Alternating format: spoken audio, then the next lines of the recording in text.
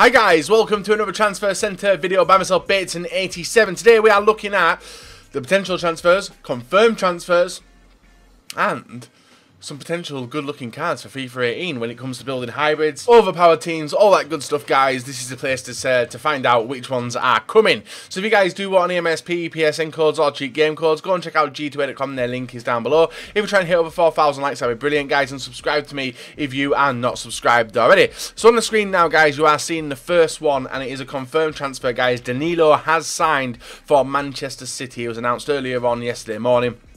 Or this morning, as the day I'm making the video, and looking to be the key to the replacement wing-backs, which obviously Manchester City have been after this current transfer window. Not only him, Mendy is also mentioned as well. I'm not sure if he's the next one. He is. Benjamin Mendy. Apparently, Monaco and Manchester City have agreed a fee of around 51 million for Mendy. So they got Bernardo Silva for a cut price, and then Mendy looks like he's going to be bumping the fees up a little bit more to get more money off Manchester City this transfer window. So Benjamin Mendy, I think, is currently out in LA having a medical with Manchester City, and more likely, as this video goes live, guys, they probably will announce him early on in the morning, like they seem to have done with the previous few announcements. In the we got goalkeeper now, guys, De Gea. Heavily rumoured to be moving to Real Madrid. Real Madrid apparently going for him left, right and centre all the time in the past couple of transfer windows. And Jose Mourinho come out today and said that like 100% De Gea will be a Manchester United player this coming season. So he seems happy at Manchester United. The team they're building around Manchester United seem pretty solid as well. So it'll be interesting to see if he can do the business and hopefully not actually, save some opportunities which he's done previously for United, and got them a lot more points than they could have with someone else in net. We then move back to another one. Neymar. A lot of rumours coming out that he is 90% sure that he's going to be a PSG player. Apparently contacted the Brazilian teammates at PSG. His father has apparently met with PSG as well to confirm that he will sign for Barcelona. And this week, guys, it's going to be looking, we'll find out whether or not it's going to be happening or not. A lot of people think that Neymar's going to be staying around. He scored 2 insane goals against Juventus at the weekend as well. But if nothing happens this week, I can't see it going through. And a lot of Barcelona fans will be happy to hear that he will potentially still be a Barcelona player come the end of the season. But if not, if he does move to PSG, money becomes available at Barcelona. And Barcelona have already set their eyes on a lot of potential transfers as well. The first one, Coutinho. We've already rejected a few bids from Barcelona for Coutinho, and it looks like if that sale of Neymar does go through, then it could reach an 100 million bid for Coutinho from Liverpool. Now, there's been a few players who've lost to Barcelona before, guys. You know, like some, I might have said Real Madrid a few times there. Apologies if I did, but I meant Barcelona. So we've lost Mascherano to obviously Barcelona. Who else? Mascherano and Suarez are the two big names that I remember, and Coutinho obviously could be the third if he does move on. I hope he doesn't. After scoring that goal at the weekend against Leicester City, probably alerted Barcelona to the quality that he does have when he can be on target. He is a player which disappears a few times in games, but when you need him, he seems to pop up quite a lot. And I hope he stays for this season, and hopefully Liverpool do hold tight and don't accept any offers from Barcelona. If not Coutinho, Dybala. Even though, and I tweeted out today, guys, that Coutinho and Dybala are more likely going to become Barcelona players if Neymar does move on. Dybala has signed a contract. I know that contracts don't really mean much, guys, in the world of football, as you guys will have seen in previous ones. They sign a contract. The only thing that does is make the price go higher if a club wants to get them ASAP. And obviously, with Barcelona get the money which is expected for Neymar, then Dybala and Coutinho will be pretty simple ones to get. Next one we got, guys, is Roydeweld. I don't know how to say that guy's name. He's currently an Ajax centre-back. Crystal Palace are close to signing him, and obviously linking up with De Boer, who is now the manager at Crystal Palace. We have Kolarov. Now, this one deserves its own talking point. If I could show the video, I would show the video. But if you guys haven't seen it already, go to AS Roma's English Twitter when they announced Kolarov, and it was easily the best announcement video that I have seen. And I really recommend you guys go over to the Twitter and see it now. So Kolarov was obviously told that he's surplus to requirements at City. He's moved on, and he's now the new left back for Roma.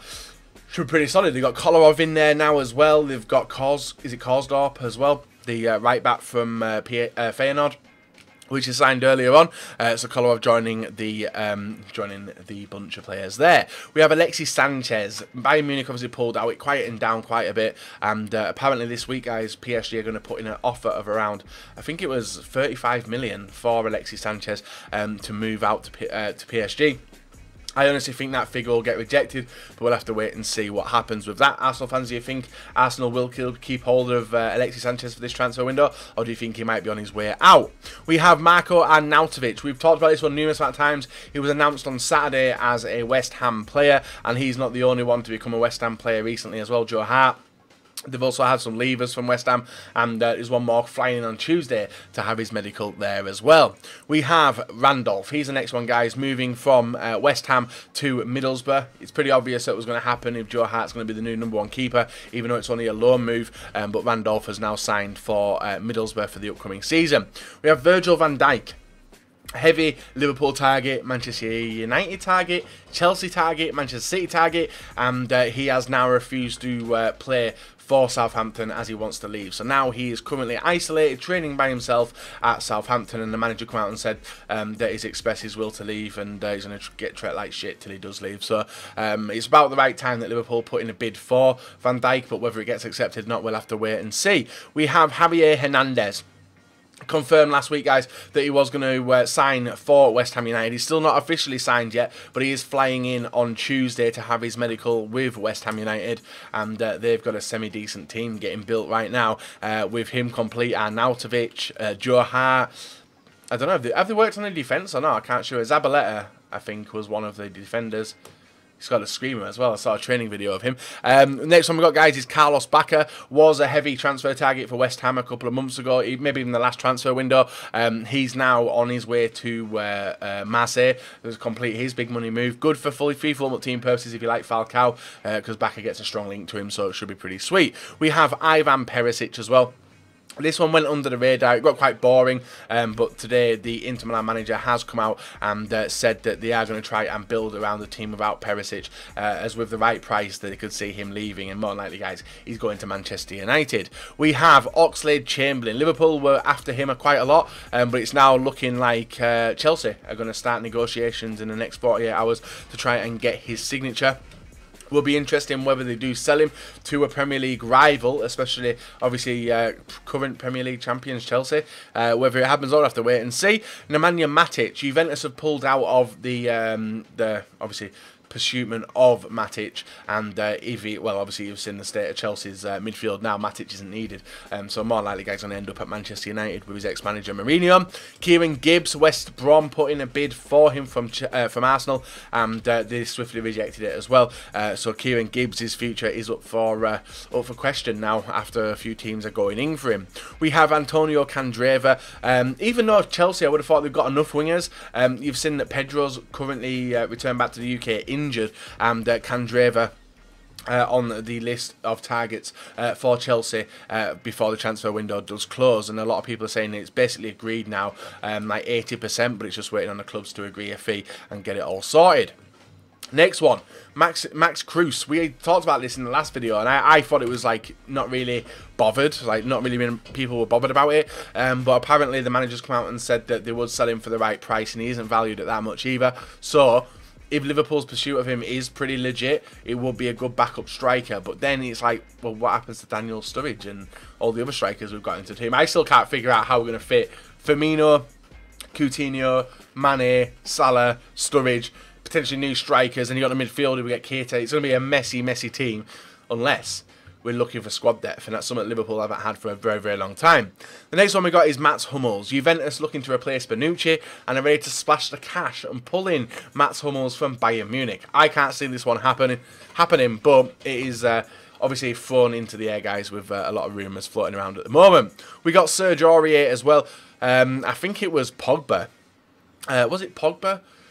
I think it was Pogba, who's like really pursuing Mourinho to try and get Aurier into Manchester United's terms. Whether he comes in or not, we'll have to wait and see. But Serge Aurier, bit of a mixed feeling and emotion with PSG. All the banter and trouble he's gone through in the previous couple of seasons, and will be a pretty well suited right back for the Premier League in Ultimate Team.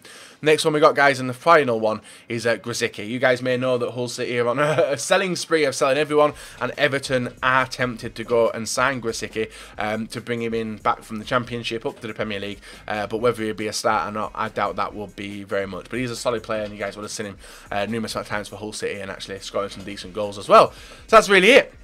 Not really much to talk about apart from the same rinse and repeat transfers which have been going on recently. I'm curious to know your thoughts on the Neymar situation, Coutinho and Dybala, because that's all linked. PSG with Sanchez, I'm curious about that one, and also Van Dijk. Do you think he'll stay at Southampton, or do you think he will move on before the transfer window shuts?